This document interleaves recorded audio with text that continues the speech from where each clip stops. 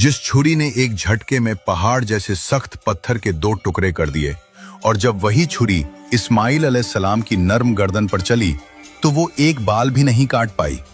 आखिर उस वक्त छुरी ने हजरत इब्राहिम अलैहिस्सलाम से रोकर क्या कहा था, आइए जानते हैं।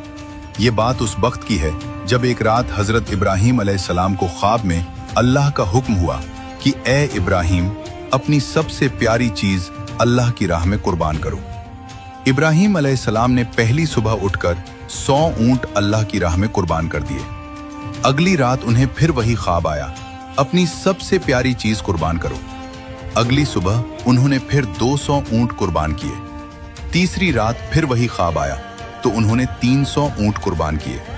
जब चौथी रात फिर वही ख्वाब आया तो हजरत इब्राहिम अलैहिस्सलाम समझ गए कि अल्लाह को ऊंटों की नहीं बल्कि उनके दिल के टुकड़े हजरत इस्माइल की कुर्बानी चाहिए। इब्राहिम अलैहिस्सलाम ने अपनी बीवी हजरत हाजरा से कहा कि इस्माइल को अच्छे कपड़े पहनाकर तैयार कर दो, आज हमें एक सफर पर जाना है।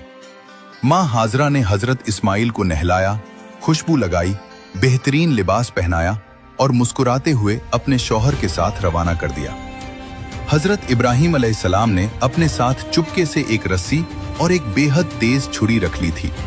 जब दोनों मिना के मैदान की तरफ बढ़ चले तो शैतान इंसानी शक्ल में आया और माँ हाजरा से बोला, तुम्हें पता है इब्राहिम, तुम्हारे इकलौते बेटे को कहाँ ले गए हैं?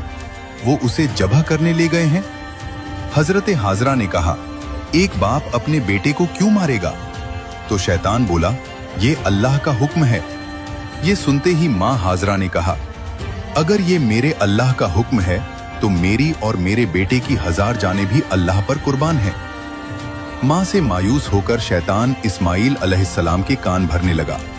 शैतान ने कहा, ऐ बच्चे, तुम्हारे वालिद तुम्हें किसी दावत पर नहीं बल्कि अपनी छुरी से कत्ल करने ले जा रहे हैं, तुम भाग जाओ। इस्माइल अलैहिस्सलाम ने जवाब दिया, अगर मेरे अल्लाह का यही फैसला है तो एक इस्माइल नहीं, हजारों इस्माइल अल्लाह पर कुर्बान है।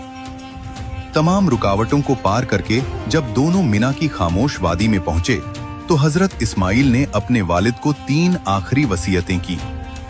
पहली वसीयत, अब्बा जान, मेरे हाथ पैर रस्सी से कसकर बांध दीजिए ताकि तड़पते वक्त मेरा खून आपके कपड़ों पर न गिरे।